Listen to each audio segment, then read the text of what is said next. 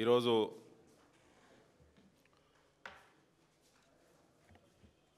రాష్ట్ర ముఖ్యమంత్రి రేవంత్ రెడ్డి గారు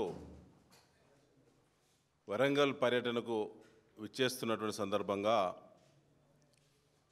వారు క్షేత్రస్థాయిలో మోంతా తుఫాన్ వల్ల జరిగినటువంటి ఒక విధ్వంసము, తీవ్రమైనటువంటి నష్టము, అటు లక్షలాది మంది రైతులు కష్టపడి పండించేటువంటి వరి పంట పూర్తిగా నేలపాలైంది, నేలమట్టంగా పడిపోయింది. అదేవిధంగా పత్తి మొత్తం దెబ్బతినిపోయింది. మొక్కజొన్న పంట కూడా కిందపడి ఇరిగిపోయింది. ఇతర అపరైల్స్ కానీ మిర్చి పంటలు కానీ ధ్వంసం అయిపోయినాయి. వేలాది చోట్ల వేలాది గ్రామాల్లో ప్రజలందరూ కూడా నిరాశ్రయులు. వరంగల్ నగరం, హనుమకొండ నగరం, కాజిపేట నగరం మొత్తం కూడా ధ్వంసం అయిపోయింది. మోంతా తుఫాన్ వల్ల ఆంధ్రప్రదేశ్ రాష్ట్రానికి మాత్రమే ఎఫెక్టు అవుతుందని చెప్పి గతంలో ప్రభుత్వాలు ప్రకటించినాయి. ఆ తుఫాన్ ఎఫెక్టు జాగ్రత్తలు తీసుకోవడంతో, ముందస్తు చర్యలతోటి ఏపీలో మాత్రం ఒక్క ప్రాణ నష్టం కూడా జరగలేదు, ఒక్కరు కూడా చనిపోలేదు. కానీ మన తెలంగాణ ప్రభుత్వం మొద్దు నిద్ర వల్ల, ముందస్తు చర్యలు తీసుకోకపోవడం వల్ల ఇప్పటికి ప్రకటించబడినటువంటి మరణాలు 12. కానీ ఇంకా చాలామంది గల్లంతైనటువంటి వాళ్ళ ఆచూకీ దొరకటం లేదు. వరంగల్ నగరం మొత్తం కూడా కుప్పగూలేటువంటి పరిస్థితికి వచ్చింది. కాంగ్రెస్ అసమర్థ ముందస్తు చర్యలు చేపట్టకపోవడం వల్ల. అధికారులు దిక్కులేదు, రెవెన్యూ, పోలీస్, ఇతర ఎస్డిఆర్ఎఫ్ బృందాల మధ్య, అధికారుల మధ్య సమన్వయం లేదు. ఎక్కడ ఎఫెక్ట్ అయిందో ఆలోచన కూడా లేదు. ముందస్తు చర్యలకు ప్రభుత్వం ఉపక్రమించకపోవడం వల్ల ఇవాళ విధ్వంసం ఎక్కువైంది. ప్రభుత్వం నిన్న వ్యవసాయ శాఖ 4,47,000 పైచిలుకు ఎకరాల్లో వివిధ రకాల పంటలు నష్టం జరిగినట్టు ప్రాథమిక అంచనా వేసినట్టు వాళ్ళు ప్రకటించారు. కానీ అది ముమ్మాటికి తప్పు. ప్రభుత్వము సహాయం చేసేటువంటి చర్యలకు ముందుకు పోకుండా రైతులను నట్టేట ముంచేటువంటి ప్రయత్నం చేస్తూ ఉన్నది. ఇప్పటికీ చేతికొచ్చిన పంట ఆరబెట్టేటువంటి సందర్భంగా మార్కెట్లలో పంట మొత్తం కొట్టుకపోయి నీలపాలైంది. కొనుగోలు కేంద్రాలు అక్కడిక్కడ ప్రారంభమైనటువంటి కొనుగోలు కేంద్రాల వద్ద ధాన్యం మొత్తం కూడా తడిసి ముద్దై మొలకెత్తుతున్నది. ఈ మొక్కజొన్న కొనుగోలు చేస్తామని చెప్పారు, కానీ ఎక్కడ కూడా కాంటాలు అనుకున్నంత స్పీడ్గా జరగడం లేదు. వివిధ కొర్రీల వల్ల వారాలకు వారాలు మొక్కజొన్న రైతులు కూడా ఆరబెట్టుకునేటువంటి పరిస్థితి మనందరం చూస్తూ ఉన్నాం. కాబట్టి తేమ శాతాన్ని పరిగణనలో తీసుకోకుండా ప్రభుత్వమే పత్తి కొనుగోలు కానీ, మొక్కజొన్న కొనుగోలు కానీ, వరిధాన్యం కొనుగోలు కానీ డ్యామేజ్ని పరిగణలో తీసుకోకుండా మద్దతు ధర కొనుగోలు చేయాలని చెప్పి బీఆర్ఎస్ పార్టీ ఈ ప్రభుత్వాన్ని డిమాండ్ చేస్తూ ఉన్నది. తెలంగాణ రాష్ట్రంలో ఎప్పుడు లేని దౌర్భాగ్య స్థితి ఈసారి రైతులు ఎదుర్కొన్నారు. యూరియా కొరత వల్ల మరి పంటలు ఎదగకపోగా అదను తప్పి యూరియా వేసినా ఉపయోగం లేనటువంటి పరిస్థితుల్లో బ్లాక్లో కొని కూడా యూరియాను అక్కడక్కడ వేసినా ఇవాళ ఈ యొక్క మోంతా తుఫాన్ వల్ల తీవ్రమైన నష్టం జరిగి ప్రతి ఎకరా రైతుకు ఇవాళ నష్టం జరిగింది తెలంగాణ రాష్ట్ర వ్యాప్తంగా. ముఖ్యంగా వరంగల్ పూర్వపు జిల్లా, నల్లగొండ పూర్వపు జిల్లా, ఖమ్మం పూర్వపు జిల్లా, కరీంనగర్ పూర్వపు జిల్లా, మన మెదక్ పూర్వపు జిల్లా తీవ్రమైనటువంటి నష్టం ఈ 5 జిల్లాల్లో అతి ఎక్కువగా జరిగింది. మిగతా జిల్లాలో కూడా నష్టం జరిగింది. కానీ కొన్ని ప్రాంతాలకే పరిమితం చేసి తక్కువగా చూపించి తక్కువ ఎకరాలను చూపించేటువంటి ప్రయత్నం చేస్తూ ఉన్నది ఈ కాంగ్రెస్ ప్రభుత్వం. గత సంవత్సరం వచ్చిన ఫ్లడ్ వల్ల నష్టపోయినటువంటి రైతులకే నష్టపరిహారం ఇచ్చే దిక్కు లేని స్థితి ఇవాళ తెలంగాణ రైతాంగం ఎదుర్కొంటున్నారు. గత సంవత్సరం ముఖ్యమంత్రి రేవంత్ రెడ్డి ఆనాడు కూడా ఖమ్మం, ఆనాడు కూడా మహబూబాబాద్ జిల్లాలు, ఆనాడు కూడా తిరిగి నష్టపరిహారం ఇస్తాం మరి అని చెప్పినటువంటి గుర్తించినటువంటి రైతులకు పైసా నష్టపరిహారం ఇచ్చేటువంటి స్థితి లేదు. సంవత్సరం గడిచినా నష్టపరిహారం ఇచ్చే పరిస్థితి లేనటువంటి ప్రభుత్వము మళ్ళీ ఏమిస్తుందో, ఎట్లా రైతులకు ధైర్యం చెప్తుందో ఒకసారి ఆలోచించాల్సిన అవసరం ఉన్నది. మేము తెలంగాణ రైతాంగానికి ఒకటే పిలుపునిస్తూ ఉన్నాం, మీరు ధైర్యంగా ఉండండి. ఈ ఆపద సమయంలో మన పార్టీ, మన ఇంటి పార్టీ బీఆర్ఎస్ పార్టీ, కేసీఆర్ గారి నాయకత్వంలో బీఆర్ఎస్ శ్రేణులు మీకు మద్దతుగా ఉంటారు. పోరాటాలు చేద్దాం, తిరగబడదాం, కలబడదాం, ప్రభుత్వం మీద నష్టపరిహారాన్ని సాధిస్తాం. ఇలా ముఖ్యమంత్రి రేవంత్ రెడ్డి గారు వరంగల్కి వచ్చే సందర్భంగా మేము ఒకటే డిమాండ్ చేస్తూ ఉన్నాం, స్పష్టమైన ప్రకటన చేయాలి. గత సంవత్సరం ఇవ్వాల్సిన నష్టపరిహారమే రైతులకు ఇచ్చే దిక్కులేని మీ పాలనలో మీరేం ధైర్యం చెప్తారో, ఏ ముఖం పెట్టుకొని వరంగల్లో మీరు మళ్ళీ పరామర్శించి మరి ఏ రకమైనటువంటి తప్పుడు ప్రకటనలు చేస్తారో ఆత్మవిమర్శ చేసుకోవాలని చెప్పి మేము ఈ సందర్భంగా డిమాండ్ చేయడం జరుగుతూ ఉన్నది. ముఖ్యంగా మిత్రులారా, ఇవాళ వరంగల్ ప్రాంతంలో వేలాది ఇండ్లు నేలమట్టమైనాయి.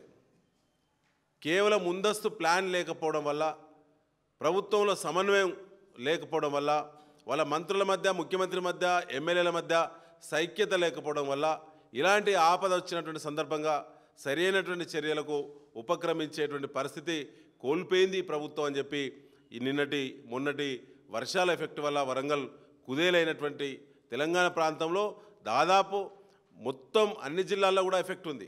సంపూర్ణంగా నేను చెప్పిన జిల్లాలు ఉండొచ్చు, మరికొంత ఇతర జిల్లాలు ఉండొచ్చు.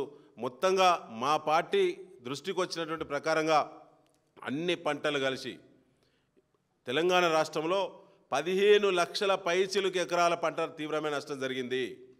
మీ యూరియా కొరత వల్ల జరిగిన నష్టానికి మీరే బాధ్యులు. ఇవాళ దిగుబడి 50% పడిపోయినందుకు మీరే బాధ్యులు.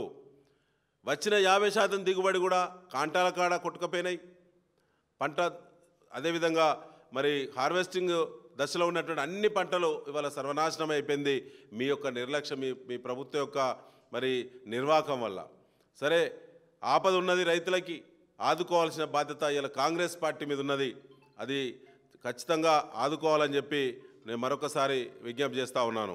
ముఖ్యంగా మిత్రులారా, రెండో విషయానికి వస్తే, ఇవాళ మీరు ఒకసారి ఆలోచన చేయండి. జూబ్లీహిల్స్ ఉప ఎన్నిక సందర్భంగా ముఖ్యమంత్రి రేవంత్ రెడ్డి గారు మన 2 రోజుల క్రితము సినీ కార్మికుల అభినందన సభ, వారికి అభినందనలు చెప్పడానికి, కృతజ్ఞతలు చెప్పడానికి రేవంత్ రెడ్డి గారి పాలన బ్రహ్మాండంగా ఉందని చెప్పించుకునేటువంటి ఒక సభ రేవంత్ రెడ్డి గారే, కాంగ్రెస్ పార్టీ వాళ్ళ అభ్యర్థి నవీన్ యాదవ్ గారే వెనుకుండి ఒక సభ పెట్టించారు. వాళ్ళే స్పాన్సర్డ్.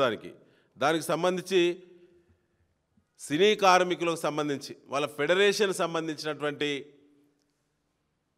డబ్బులను, వాళ్ళు కష్టార్జితం ప్రోగు చేసుకున్నటువంటి డబ్బులను, వాళ్ళ పొదుపు డబ్బులను, 72 లక్షల రూపాయల డబ్బులు, వాళ్ళ నిధులను వాడుకొని ముఖ్యమంత్రి రేవంత్ రెడ్డి సభ నిర్వహించారు.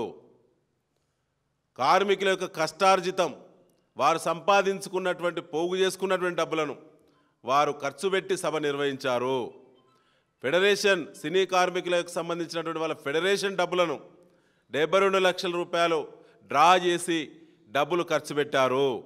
వాళ్ళ కోసం మీరు సంక్షేమ పథకాలు ప్రకటించడం అనేది వట్టి డాంబికాలు మాత్రమే, బూటకం మాత్రమే, మోసం మాత్రమే, డ్రామా మాత్రమే. ఇది పచ్చి మోసం సినీ కార్మికులకు మరొకసారి ముఖ్యమంత్రి రేవంత్ రెడ్డి, అభ్యర్థి నవీన్ యాదవ్ చేశారనేటువంటి విషయాన్ని మీ ద్వారా నేను చెప్పదలుచుకున్నాం. ఒక్కొక్క యూనియన్ను బెదిరించడం, వాళ్ళ యూనియన్ అధ్యక్షుడే బెదిరింపులకు లోన్ ఇవ్వడం, వారి డబ్బులతోటే సభ నిర్వహించడం. ఇవాళ 72 లక్షల రూపాయలు ఫెడరేషన్ డబ్బులతోటే సభ నిర్వహించారు. దానికి ఆ ఖర్చంతా కూడా అభ్యర్థి నవీన్ యాదవ్, కాంగ్రెస్ పార్టీ అభ్యర్థి ఖాతాలో జమ చేయాల్సిందే ఎన్నికల కమిషను. అది ముఖ్యమంత్రి రేవంత్ రెడ్డి స్వయంగా పాల్గొన్నటువంటి సభ, అది ప్రచార సభ అని చెప్పి గతంలోనే అనుమతులు ఇవ్వకూడదని చెప్పి బీఆర్ఎస్ కంప్లైంట్ చేసినప్పటికీ కూడా ఎన్నికల కమిషన్ ఏ విధంగా అనుమతి ఇచ్చిందో సమాధానం చెప్పాలి. పోలీసులు ఏ విధంగా పోలీస్ గ్రౌండ్ను, పోలీస్ అధికారులు ఏ విధంగా సభ నిర్వహణకు అనుమతులు ఇచ్చిందో పోలీస్ అధికారులు దానికి బాధ్యత వహించి సంబంధిత పోలీస్ అధికారులపైన మరి క్రమశిక్షణా చర్యలు చేయాలని చెప్పి మేము డీజీపీ గారిని కూడా మేము కోరడం జరుగుతూ ఉన్నది. అదేగాక ఫెడరేషన్ వాళ్ళ యొక్క నాయకత్వం యొక్క అరాచకాలు కార్మికుల మీద ఏ విధంగా ఉన్నాయో, ఏ రకంగా ప్రభుత్వానికి ఫెడరేషన్ నాయకులు అడుగులకు మడుగులొత్తుతున్నారో, ఏ విధంగా ఏ హక్కులో భాగంగా ఫెడరేషన్ డబ్బులను 72 లక్షల రూపాయలు ఖర్చు పెట్టి ఏ విధంగా అభ్యర్థి యొక్క ప్రచార సభ నిర్వహించిందో ఫెడరేషన్ నాయకులు బాధ్యత వహించాలని చెప్పి, వాళ్ళు రాజీనామా పెట్టాలని చెప్పి, వెంటనే రికవరీ చేయాలని చెప్పి బీఆర్ఎస్ పార్టీ డిమాండ్ చేస్తూ ఉన్నది. ఆ రికవరీ కూడా అభ్యర్థికి సంబంధించి, అభ్యర్థి దానికి బాధ్యుడు, దానికి ముఖ్యమంత్రి రేవంత్ రెడ్డి గారే బాధ్యులు. దానికి సంబంధించిన ఫెడరేషన్ నాయకుల యొక్క ఒత్తిళ్లు ఏ విధంగా ఉన్నాయో మాకున్నటువంటి సాక్ష్యాలను, మా పార్టీకి వచ్చినటువంటి సమాచారాన్ని మీ ద్వారా తెలంగాణ సినీ కార్మిక లోకానికి మేము అందించదలుచుకున్నాం. ఏదైతే చెప్పారో డెత్ ఫండ్ 5 లక్షలు, ఆరోగ్యశ్రీ 10 లక్షల రూపాయలు ప్రతి మనిషికి కుటుంబంలో ఇది వర్తింపజేయడానికి మన యూనియన్ యొక్క సభ్యుల యొక్క డేటా వారు అడిగిన విషయం అందరికీ కూడా తెలుసు. ఇప్పటికే వారు చాలాసార్లు అడుగుతున్నారు. ఫైనల్ గా శనివారం లోపు డేటా అందరూ ఇవ్వాలని చెప్పేసి వారికి చెప్పడం జరిగింది. ఒకవేళ శనివారం డేటా ఇవ్వచ్చో ఆ యూనియన్ నుంచి ఒక లెటర్ పంపగలరు ఫెడరేషన్ కి, ప్లస్ లేబర్ ఆఫీస్ కి. మా యూనియన్ సభ్యులకి మీరు ఇచ్చే ఇన్సూరెన్స్ అవసరం లేదు, డెత్ ఫండ్ అవసరం లేదు అని మీరు ఒక లెటర్ ఇవ్వాలట. అలా ఇస్తే మాత్రమే వాళ్ళు పరిగణలో తీసుకుంటారంట. లెటర్ ఇవ్వకుండా, డేటా ఇవ్వకుండా ఉంటే ప్రభుత్వం వారు పదే ఫోన్ చేసి అడుగుతున్నారు. ఎవరైనా ప్రభుత్వం మీకు సహాయం చేస్తుంది అంటే వెంటనే డేటా కూడా ఇవ్వలేకపోతున్నారని చెప్పేసి వారు మాట్లాడుతున్నారు. కాబట్టి మీకు ఫైనల్ గా అసలు యూనియన్లో ఇష్టం ఉంటే డేటా ఇవ్వండి, ఇష్టం లేకపోతే మా యూనియన్ సభ్యులకు అవసరం లేదని ఫెడరేషన్ ఒక రాతపూర్వకమైన లెటర్ ఇవ్వాలని మేము కోరుతున్నాము. కాబట్టి శనివారం లోపు ఏదైతే ప్రభుత్వం అడిగారో ఆ వివరాలన్నీ కూడా శనివారం లోపు తప్పనిసరిగా అందజేయాలని పదే కోరుతున్నాము. ఇది మన సభ్యులకి సంక్షేమానికి చాలా బాగా ఉపయోగపడుతుంది ఈ పథకాలు. కాబట్టి యూనియన్ లో మీరు వ్యక్తిగతంగా ఇన్సూరెన్స్ చేయలేదు కాబట్టి ఈ ఇన్సూరెన్స్ చేసే ప్రభుత్వానికైనా సరే మీ యూనియన్ సభ్యులు డేటా కూడా ఇవ్వలేకపోతున్నారంటే మీరు ఆలోచించాలి. అసలు ఆ విషయం కనీసం సభ్యులు కూడా చెప్తున్నారు లేదు అర్థం కావట్లేదు యూనియన్లు. కాబట్టి అందరికీ సభ్యులు చేరవేసి వారి దగ్గర నుంచి డేటా అంతా కూడా సేకరించి ఫెడరేషన్ కి, లేబర్ ఆఫీస్ పంపాలని కోరుతున్నాం. గతంలో మీరు ఏదైతే సందేహం పెట్టారో ఓన్లీ తెలంగాణ ఆధార్ కార్డేనా అని, ఆధార్ కార్డు ఉంటే చాలు, అది ఆంధ్రానా, తెలంగాణ, ఇండియానా అని కాదు, ఇండియాలో ఎక్కడ ఆధార్ కార్డు ఉన్నా సరే అందరికీ ఈ యొక్క పథకం వర్తిస్తుంది. కావున ఈ అందరూ కూడా కార్మికుడికి అవకాశం సద్వినియోగం చేసుకోవడానికి మన యూనియన్ నాయకులు సహకరించి అందరూ కూడా త్వరగా డేటా ఇవ్వాలని కోరుతూ మీ అనిల్ కుమార్ వల్లభనేని, అధ్యక్షులు తెలుగు ఇండస్ట్రీ ఎంప్లాయీస్ ఫెడరేషన్. వీరు ఫెడరేషన్ అధ్యక్షుల వారి యొక్క హెచ్చరికలండి. వీరు బాధితులు. 28వ తారీఖు అక్టోబర్ 10వ నెల, ఇది 25వ సంవత్సరం. అయితే మీరు 24 యూనియన్లకు సంబంధించిన వాళ్ళందరూ వస్తున్నారు, వాళ్ళ గురించి ఈ మీటింగ్ అని చెప్పేసి అన్నారు. మరి నా నంబర్లను ఎందుకు పిలిపించారండి? మెంబర్షిప్ లేని వాళ్ళు, కార్డు లేని వాళ్ళని ఎందుకు పిలిపించారు? మరి 300, 250, 500 ఇచ్చేసి వీళ్ళందరినీ ఎంతమంది జనాలని మీటింగ్ మీరు 24 యూనియన్స్, 24 క్రాఫ్ట్స్ వీళ్ళకి కార్మికులకి అని చెప్పేసి అన్నవాళ్ళు, మరి వీళ్ళందరూ నా నంబర్లు ఎందుకు వచ్చారు? అది మీరు చెప్తేనే. మీరు అందరికీ ప్రతి కోఆర్డినేటర్కి ఫోన్లు చేసి చెప్పి ఈ జనాలని రప్పించేటట్లు చేశారు. అక్కడ అనీఫ్ సాంగి దగ్గర నుంచి అనీఫ్ వాళ్ళ ఆయన శ్రీకాంత్, నరేష్, ఎంతో మంది కోఆర్డినేటర్స్ ఉన్నారు, జనాలను తీసుకొచ్చే కోఆర్డినేటర్స్. అంతమందికి మీరు ఫోన్లు చేసి చెప్పి జనాలను రప్పించారు. ఈరోజు మిత్రులారా, ఫెడరేషన్ రూపంలో కష్టాన్ని నమ్ముకొని బ్రతికేటువంటి కార్మికుల యొక్క పొట్టను ఏ విధంగా కొట్టి వాళ్ళు సంపాదించినటువంటి డబ్బులను ఫెడరేషన్ అకౌంట్లో దాచుకున్నటువంటి 72 లక్షల రూపాయలను ఖర్చు పెట్టి ముఖ్యమంత్రి రేవంత్ రెడ్డి మొన్న అభినందన సభ రూపంలో ఊరేగిండు. అది జూబ్లీహిల్స్ నియోజకవర్గంలో జరిగినటువంటి ప్రచార సభ. అది నవీన్ యాదవ్ కాంగ్రెస్ పార్టీ అభ్యర్థికి సంబంధించిన సభ కాబట్టి నవీన్ యాదవ్ అభ్యర్థికి సంబంధించినటువంటి ఖర్చులో ఆ 72 లక్షల రూపాయలు ఖర్చు అయినట్టే. కాబట్టి కాంగ్రెస్ పార్టీ అభ్యర్థి ఆయన యొక్క అర్హత అంచనాకు మించి ఖర్చు పెట్టినట్టే. కాబట్టి అతను ఖచ్చితంగా డిస్క్వాలిఫై చేయాలి. చిత్తశుద్ధి ఉంటే ఎన్నికల కమిషన్ వెంటనే విచారణ చేయాలని చెప్పి బీఆర్ఎస్ పార్టీ డిమాండ్ చేస్తూ ఉన్నది. ఇలా కార్మికుల యొక్క కష్టార్జితం, వారి చెమటి చుక్క ఫలితం 72 లక్షల రూపాయల ఫెడరేషన్ డబ్బులతో లైట్లు వెలిగించి, డయాస్లు వేసి, మైకులు పెట్టి, కార్మికుల పేరు మీద ఇతర లేబర్ను 500 రూపాయలు ఇచ్చి వాళ్ళు ఎంగేజ్ చేసి తీసుకొచ్చి చప్పట్లు కొట్టించుకున్నటువంటి ఈ సభకు పూర్తి బాధ్యత కాంగ్రెస్ పార్టీ అభ్యర్థి నవీన్ యాదవ్దే. దానికి ముఖ్యమంత్రి రేవంత్ రెడ్డి నాయకత్వంలో జరిగిన సభ కాబట్టి, వారే స్టార్ క్యాంపెయినర్ కాబట్టి ఖచ్చితంగా ఇది లీగల్గా ఈ కేసు. దీని మీద మేము బీఆర్ఎస్ పార్టీ ఎన్నికల కమిషన్కు ఇవాళ మరొక్కసారి ఫెడరేషన్ నిర్వహించే సభకు అనుమతులు ఇచ్చింది ఎన్నికల కమిషన్. ఫెడరేషన్ డబ్బులు 72 లక్షల రూపాయలు డ్రా చేసి సభ చేస్తే ఓట్లు అడిగింది రేవంత్ రెడ్డి ముఖ్యమంత్రి, ఆయన స్టార్ క్యాంపెయినర్ కాంగ్రెస్ పార్టీకి. అంటే ఎన్నికల కమిషన్ ఏమైనా కాంగ్రెస్ పార్టీకి అనుబంధ సంస్థగా పనిచేస్తున్నదా? పనిచేస్తలేదన్నప్పుడు ఖచ్చితంగా దీని మీద చర్యలు తీసుకోవాల్సిందే. ఈ 72 లక్షల రూపాయలు అధికారికంగా మరి కాంగ్రెస్ పార్టీ అభ్యర్థి ఖాతాలో అవి పడ్డట్టే దానికి బాధ్యత వారే వహించాలని చెప్పి మేము మరొకసారి మీ ద్వారా ఎన్నికల కమిషన్ మేము డిమాండ్ చేస్తా ఉన్నాం. Thank you.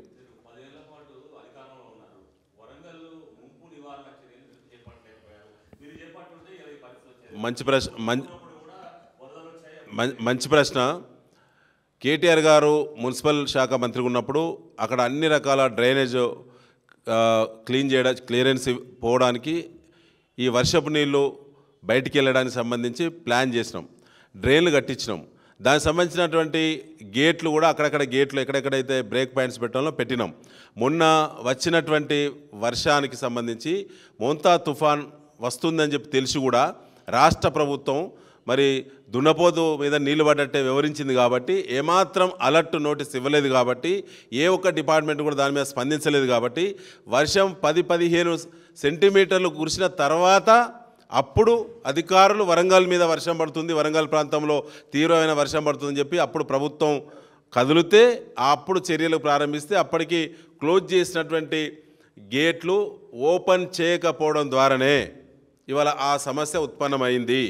దానికి సంపూర్ణంగా మరి మున్సిపల్ శాఖ బాధ్యత వహించాలి. మున్సిపల్ శాఖ అంటే దాని కూడా మంత్రిగా ఉన్నటువంటి ముఖ్యమంత్రి రేవంత్ రెడ్డి దానికి బాధ్యత వహించాలి. ఇవాళ ముంబాటికి వారే బాధ్యులు, రేవంత్ రెడ్డి గారే బాధ్యులు.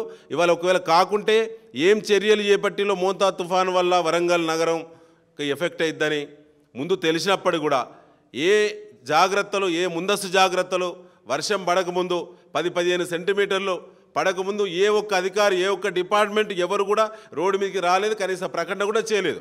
దీనికి ఖచ్చితంగా ముఖ్యమంత్రి రేవంత్ రెడ్డి మున్సిపాలిటీ సంబంధించి మున్సిపల్ అడ్మినిస్ట్రేషన్ వారి దగ్గర ఉంది కాబట్టి వారే దానికి బాధ్యత వహించాలి. వారు జూబ్లీహిల్స్ ఎన్నికల మీద ఉన్నటువంటి దృష్టి వరంగల్ జిల్లా మీద లేదా తెలంగాణ రాష్ట్రం మీద పాలన మీద లేదు. మొత్తం కేబినెట్ మొత్తం జూబ్లీహిల్స్లో ఉన్నారు, శాసనసభ్యులు మొత్తం జూబ్లీహిల్స్లో ఉన్నారు, ముఖ్యమంత్రి కూడా జూబ్లీహిల్స్లో ఉన్నారు.